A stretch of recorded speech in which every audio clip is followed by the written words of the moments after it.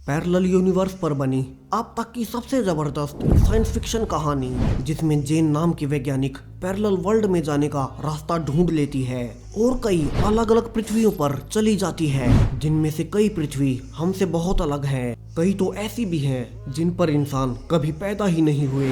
अब क्या वो वहां से जिंदा बचकर अपने रियल अर्थ पर वापस आ पाएगी? चलिए जानते हैं।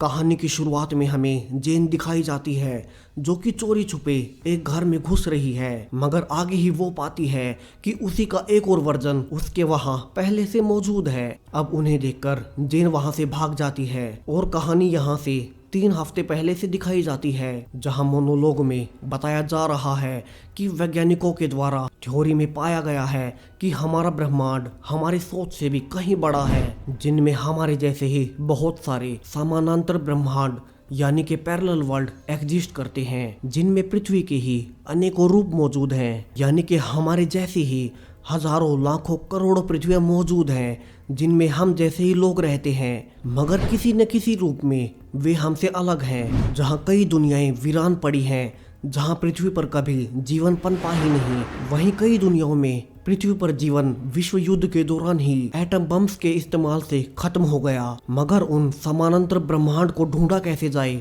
और वहां कैसे जाया जा सकता है, ये अभी भी एक राज ही है, जिसे कि वैज्ञानिक कम्युनिटी सुलझाने में लगी हुई है। अब यहाँ से हमें मेन कैरेक्टर जेन दिखाई जाती है, जो कि एक वैज्ञानिक है, जहां वो अपने पति मैट और 2 बच्चों जेक और समंथा के साथ रहती है। चारों की ये छोटी सी फैमिली काफी खुश रहती है। अब सुबह सुबह ब्रेकफास्ट करके जेन अपनी लैब जाती है, जहां वो अपने एक असिस्टेंट रैक के साथ मिलकर एक ऐसी मशीन बनाने पर काम कर रही है जो कि स्पेस के 2 हिस्सों को जोड़ सके, यानी कि वे दोनों चीजों को एक जगह से दूसरी जगह पर टेलीपोर्ट करने की मशीन पर काम कर रहे हैं। अब दोनों पर ही एक इन्वेस्टर का दबाव है कि इन्हें जल्दी से इस मशीन को पूरा करना है, क्योंकि वो ऑलरेडी इस एक्सपेरिमेंट पर अपना बहुत सारा पैसा लगा चुका है। और जेन उससे फोन पर यही कहती है कि वे इसे पूरा करने के बहुत करीब हैं। अब जेन और रैग ने एक टेलीपोर्टेशन मशीन बनाई भी है, जिसमें 2 चैम्बर्स हैं।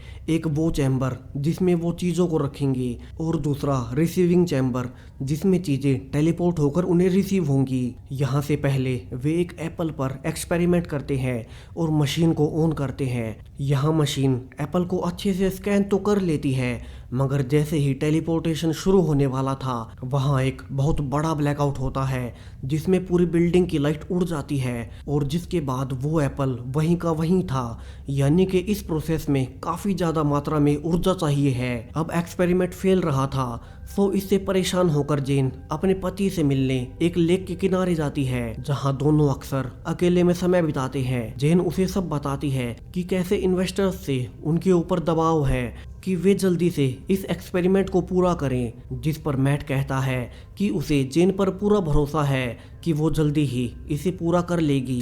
अब अगले कुछ दिनों में जेन और रैग फिर से वही एक्सपेरिमेंट करते हैं, मगर बार बार वे फेल ही रहते हैं। वहीं एक मैट ही था जिससे बात करके जेन को अच्छा लगता है। शादी के इतने सालों के बाद भी दोनों एक दूसरे से बहुत प्यार करते हैं और इसी के दौरान एक वीडियो देखकर जेन को ऊर्जा बढ़ाने का आइडिया भी आता है।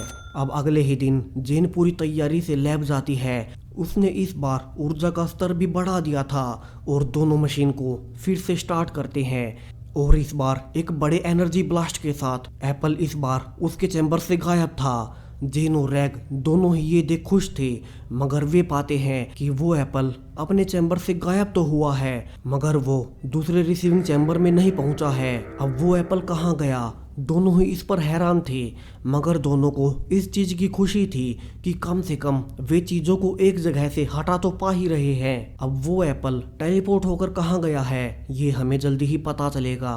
अब जेन को काफी बड़ा ब्रेक थ्रू मिला था, सो वो यही बात अपने पति मैट को बताने के लिए उससे मिलने के लिए लेक पर जाती है, मगर अब तक वो वहाँ नहीं आया था, जो कि काफ़ी ही अजीब बात थी, क्योंकि आज से पहले ऐसा कभी नहीं हुआ था। तभी जेन के पास मैट का ही फ़ोन आता है, जिसमें मैट पूरी तरह से घायल लग रहा था और वो लड़खड़ाती आवाज़ में कहता भी है कि शायद वो ना बच पाए और जेन को यहाँ से बच्चों का ध्यान रखना होगा। अब जेन भागकर हाईवे की ओर जाती है, जहाँ वो पाती है कि मैट का एक बहुत बड़ा एक्सीडेंट हुआ है जिसमें अब वो मर चुका है। अब जेन इससे पूरी तरह से टूट चुकी थी। जेन अगले कुछ दिन मैट को याद करने में और सिर्फ शराब पीने में बिताती है, जहां उसका बेटा जेक उसे संभालने की कोशिश भी करता है। मगर दोनों बच्चों को पता था कि उनकी माँ उनके पिता को कितना याद करती है और इसीलिए दोनों बच्चे जेन की छोटी बहन रूथ को भी वहीं बुला लेते हैं ताकि वो उनके साथ कुछ दिन रहे, जिससे जेन मैट को भुला पाए। वहीं जेन मैट को किसी भी हाल में भुला नहीं पा रही थी। तभी उसे कुछ याद आता है। वो जल्दी से अपने असिस्टेंट रैक को कॉल करती है और उससे कहती है कि उसने अपने पिछले एक्सपेरिमेंट्स के डाटा को चेक किया है, जिसमें उसने पाया है कि उन्होंने जो एप्पल टेलीपोर्ट किया था वो उनके रिसीविंग चैम्बर में नहीं पहुंचा, मगर जेन के हिसाब से वो सेब किसी न किसी पैरेलल वर्ल्ड में उनके ही किसी रिसीविंग चैम्बर में जरूर पहुंचा होगा। और वो जल्दी से लैब में आ रही है। यह लैब में आने के बाद जेन रैक को समझाती है कि जो एप्पल वे टेलीपोर्ट कर रहे हैं वो उनकी वर्ल्ड की बजाय किसी और समानांतर वर्ल्ड में टेलीपोर्ट हो रहा है, यानी कि उन्होंने गलती से पैरेलल वर्ल्ड को ढूंढ निकाला है और वो सेब किसी न किसी और दुनिया में किसी रिसीविंग चैम्बर में पहुंचा होगा, जहां पर उन्हीं दोनों के जैसे एक और वर्जन यही सेम एक्सपेरिमेंट अपने यूनिवर्स में कर रहे होंगे।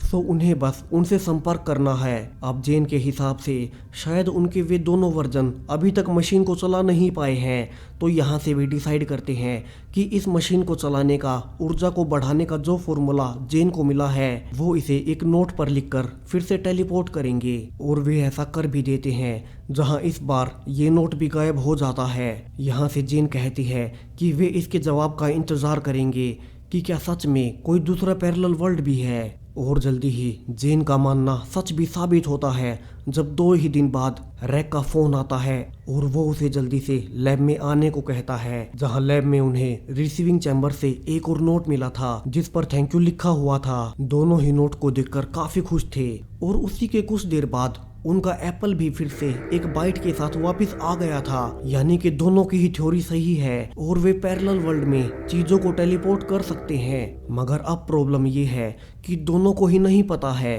कि दरअसल ऐसे कितने पैरेलल वर्ल्ड एग्जिस्ट करते हैं, 2, 3, हजारों, लाखों, करोड़ों या फिर अनगिनत। सो दोनों को लगता है कि अभी तो उन्हें और सबूत चाहिए, इसलिए वे एक खाली कैमरा को टेलीपोर्ट कर देते हैं और कुछ ही देर बाद उन्हें रिसीविंग चैम्बर से अपना कैमरा वापस मिलता है। और इस बार इसमें एक रिकॉर्डिंग भी थी जिसमें दोनों पाते हैं कि जेन का एक और वर्जन उसे हेलो कह रहा है, जिसमें वो उन्हें अपनी लैब दिखाती है जहां वो अपने यूनिवर्स में उस यूनिवर्स के रैक के साथ मिलकर सेम यही एक्सपेरिमेंट कर रहे थे। अब रिकॉर्डिंग में दिखाई दे रही जेन इस जेन से थोड़ी अलग दिखती है और वहाँ की लैब और मशीनें भी थोड़ी अलग हैं, क्योंकि वो यूनिवर्स इस यूनिवर्स से थोड़ा अलग है। और यही सब देख जेन और रैक पूरी तरह से हैरान थे कि उन्होंने फाइनली एक और ब्रह्मांड ढूंढ लिया है और पूरी मानव जाति के इतिहास में उन्होंने सबसे बड़ी खोज कर दिखाई है। अब दोनों खुश तो थे ही, जहां जेन इस सफलता के बाद उसी लेक पर जाती है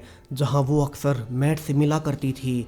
तभी उसे एक आइडिया आता है कि क्या हो उस यूनिवर्स में मैट कभी मरा ही ना हो। जेन को यहाँ से एक उम्मीद मिल चुकी थी, तो वो जल्दी से लैब में जाती है जहाँ रैग अब यहाँ नहीं था और वो बिना कुछ ज्यादा सोचे खुद को ही चैम्बर में डालकर उसी पैरेलल वर्ल्ड में टेलीपोर्ट कर लेती है।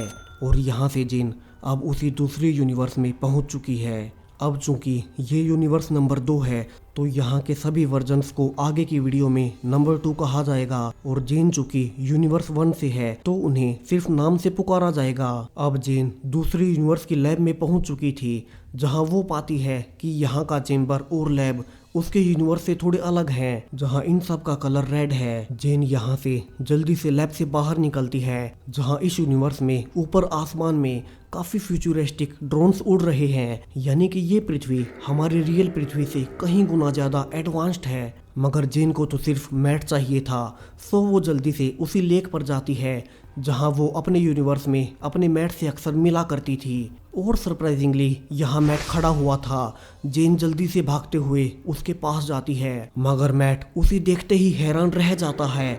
वो काफी ज्यादा घबरा गया था, जैसे उसने कोई भूत देख लिया हो। वो हाफते हुए कहता है कि आज सुबह ही तो तुम्हारी मौत हो गई थी, जिस पर जेन कहती है कि वो इस यूनिवर्स की जेन नहीं है और वो पैरेलल वर्ल्ड से यहाँ आई है। यहाँ से जेन मैट 1 को अपने बारे में सब बताती है कि कैसे उसके यूनिवर्स में उसके मैट की एक एक्सीडेंट में मौत हो गई है, जिसके बाद से वो और उनके दोनों बच्चे मैट को कितना मिस करते हैं।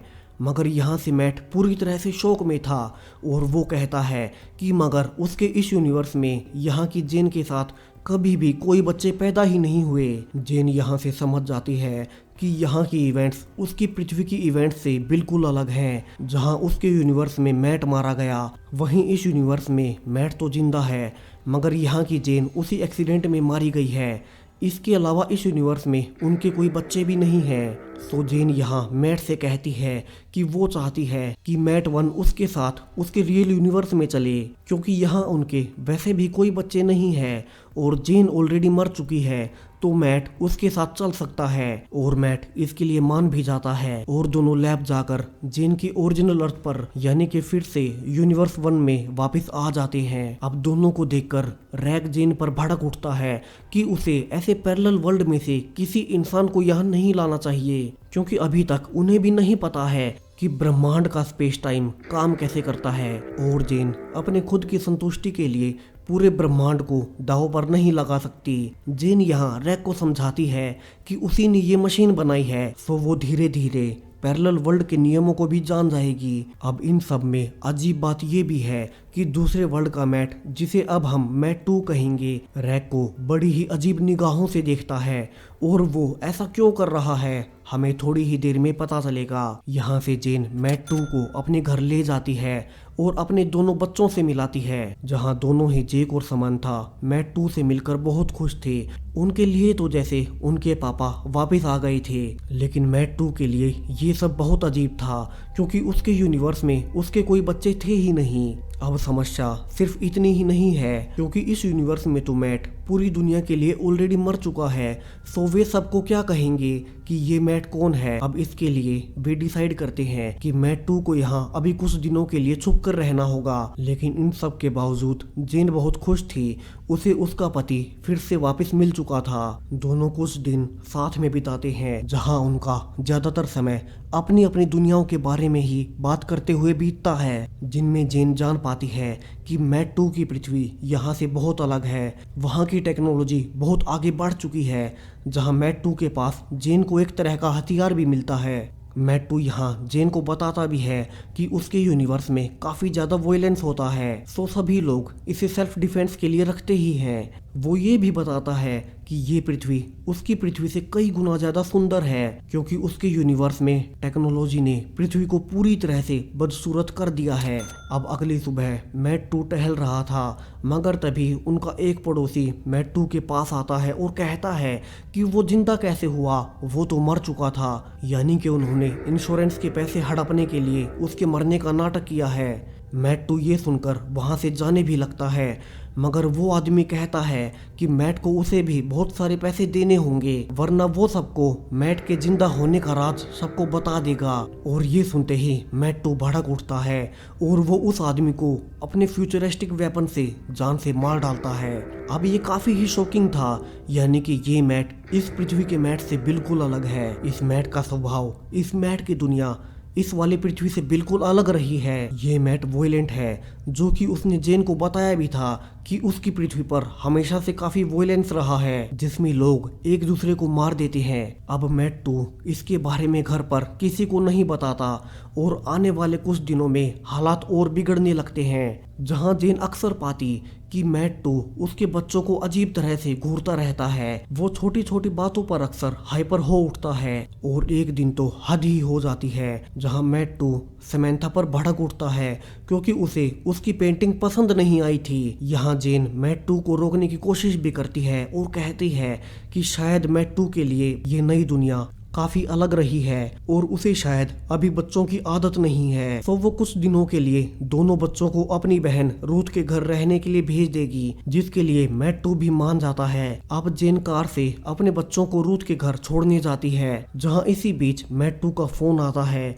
जेन उसे बताती है कि वो बच्चों को यहाँ छोड़कर लैब जाएगी जहाँ वो और रैग काम करते हैं। अब रैग का नाम सुनते ही मैट्टू भड़क जाता है और फोन पर ही जेन को गालियां देने लगता है कि वो एक कमीनी औरत है जिसका रैग से चक्कर चल रहा है। अब ये सुनने के बाद तो हद पार हो चुकी थी। जेन समझ चुकी थी कि ये मैट उसके अपने मैट से बिल्कुल अलग है। वो जल्दी से लैब जाती है और रैग से कहती है कि उससे बहुत बड़ी गलती हो गई है। उसे दूसरे यूनिवर्स से वहाँ के मैट को यहाँ लाना ही नहीं चाहिए था और उसे शक है कि ये मैट बहुत डेंजरस है। सो उसे फिर से उसी यूनिवर्स में जाकर इस मैट की असलियत जाननी होगी। यहाँ से जेन फिर से उसे दूसरे यूनिवर्स में टेलीपोर्ट होकर आ जाती है जहाँ से वो सीधा उसी मैट के घर जाती है जहाँ पर जो वो पाती है वो तो काफी ही शॉकिंग था। वहाँ जेन 2 की लाश पड़ी हुई थी जिसे कि खुद मैट्टू ने मारा था, यानी कि जेन एक हत्यारे को अपने यूनिवर्स में ले गई है। वहीं दूसरी ओर मैट्टू अब यूनिवर्स 1 में लैब में जाता है जहाँ वो रैग से पूछता है कि जेन कहाँ गई है और रैग उसे सब सच बता देता है कि वो उसकी सच्चाई जानने के लिए उसके यूनिवर्स 2 में गई है। अब मैट्टू जो कि एक साइको है पहले रिसीविंग चैम्बर को तोड़ देता है ताकि अब जेन वापस से इसी यूनिवर्स में आ ही ना सके और वहीं फंसी रह जाए और फिर इसके बाद रैग को भी जान से मार देता है। वहीं दूसरी ओर डरी हुई जेन भागकर वापस से लैब आती है और वापस से अपने रियल यूनिवर्स 1 में आने की कोशिश करने लगती है। मगर चूंकि रियल वर्ल्ड में मैट्टू ने ऑलरेडी रिसीविंग चैम्बर तोड़ दिया था तो उसका टेलीपोर्टेशन फेल हो जाता है और बार बार कोशिश करने के बाद भी वो टेलीपोर्ट नहीं हो पाती और अब वो इसी वर्ल्ड में फंस कर रह जाती है। तभी वहाँ इस यूनिवर्स का रैग 2 आता है जहाँ से वो जेन से पूछता है कि वो इतने दिन से कहाँ गायब थी, उसने उसको कितने फोन भी किए हैं। और इतना कहकर वो जेन के पास आने लगता है और यहाँ से एक बहुत बड़ा ट्विस्ट आता है। जेन यहाँ से पाती है कि दरअसल इस यूनिवर्स में यहाँ की जेन का यहाँ के रैग से अफेयर चल रहा था जिसका पता यहाँ के मैट को चल गया और इसलिए उसने यहाँ की जेन को जान से मार दिया। जबकि जेन के अपने यूनिवर्स में उसका अपने रैग से कोई अफेयर नहीं है और वो अपने मैट से बहुत प्यार करती थी। लेकिन मैट्टू जो कि अब जेन के रियल यूनिवर्स में जा चुका है उसे लगता है कि इस यूनिवर्स में भी यहाँ की जेन यहाँ के रैग से अफेयर कर रही है और इसीलिए जब मैट्टू उस यूनिवर्स में गया था तब रैग को बहुत अजीब तरह से देख रहा था और फोन पर उसका नाम सुनते ही भड़क भी गया था और इसीलिए उसने रियल वर्ल्ड में वहाँ के रैग को जान से मार भी दिया है जिसके बारे में जेन को अभी तक पता ही नहीं है। यहाँ से जेन अब रैग 2 के साथ मिलकर मशीन को फिर से चालू करके अपने यूनिवर्स में जाने की कोशिश करती है और यहाँ से जेन के साथ साथ रैग 2 भी उसके साथ टेलीपोर्ट हो जाता है और यहाँ से अब दोनों टेलीपोर्ट हो चुके थे और दोनों भागकर कार से जेन के घर जाने लगते हैं ताकि वे मैट्टू से जेन के बच्चों को बचा सके। मगर जेन अब पाती है कि उसका एक और वर्जन पहले से यहाँ मौजूद है और यही सेम सीन हमने कहानी के शुरू में भी देखा था। यहाँ से जेन वापस आती है और रैग 2 से कहती है कि वे दोनों गलती से एक तीसरी यूनिवर्स में आ चुके हैं। ये जेन का रियल यूनिवर्स नहीं है जो कि उन दोनों के ही यूनिवर्स से अलग है। सो दोनों भागकर लैब में वापस आते हैं जहां जेन रैग 2 को सब सच बता देती है कि रैग 2 के यूनिवर्स की जेन को वहां के मैट ने जान से मार दिया है क्योंकि उसे उन दोनों के अफेयर के बारे में पता चल चुका था और अब वो उसके यूनिवर्स में जाकर उसके बच्चों को भी मारने वाला है। सो उसे जल्दी से वापस से अपने रियल यूनिवर्स में जाना होगा ताकि वो अपने दोनों बच्चों को बचा सके। लेकिन इस बार रैग 2 इसी तीसरे यूनिवर्स में रहने का डिसाइड करता है क्योंकि एटलीस्ट यहाँ की जेन अभी भी जिंदा है। अब जेन जल्दी से मशीन में नए कोड डालकर फिर से टेलीपोर्ट हो जाती है। वहीं दूसरी ओर रियल यूनिवर्स में मैट्टू अब पूरी तरह से साइको हो गया है और वो रूथ के घर जाकर इस यूनिवर्स के बच्चों को जान से मारने जा रहा है। वहीं जेन भागकर पहले ही रूथ के घर पहुंच जाती है और रूथ और बच्चों को सब सच बता देती है कि मैट्टू एक हत्यारा है जो कि जल्दी ही उन्हें मारने के लिए यहाँ आ सकता है। सो उन्हें जल्दी से कहीं छिपना होगा। मगर इतने में ही मैट्टू वहाँ आ चुका था जहाँ जेन उससे कहती है कि उसे सब पता चल चुका है कि उसने अपने यूनिवर्स में वहाँ की जेन को जान से मार दिया है। जिसे सुन मैट्टू अब जेन पर भी वही डिवाइस चलाने वाला था मगर तभी जेन का बेटा जेक आकर मैट्टू पर वार करता है जिससे मैट्टू वहीं बेहोश हो जाता है और सब लोग मिलकर मैट्टू को बांध देते हैं। अब उन्हें समझ नहीं आ रहा था कि वे मैट 2 के साथ क्या करें, क्योंकि वे पुलिस को भी नहीं बता सकते क्योंकि यहाँ का मैट ऑलरेडी मर चुका है, तो वे पुलिस को क्या बताएंगे। सो वे सब मिलकर ये डिसाइड करते हैं कि वे लैब से ही मैट 2 को किसी तबाह हो चुके यूनिवर्स में भेज देंगे, और वे ऐसा ही करते हैं जहां फाइनली मैट 2 से उनका पीछा छूट चुका था। वहीं अब मैट 2 खुद को टेलीपोर्टेशन के बाद एक चौथे यूनिवर्स में पाता है जहां वो एक कमरे में बंद है।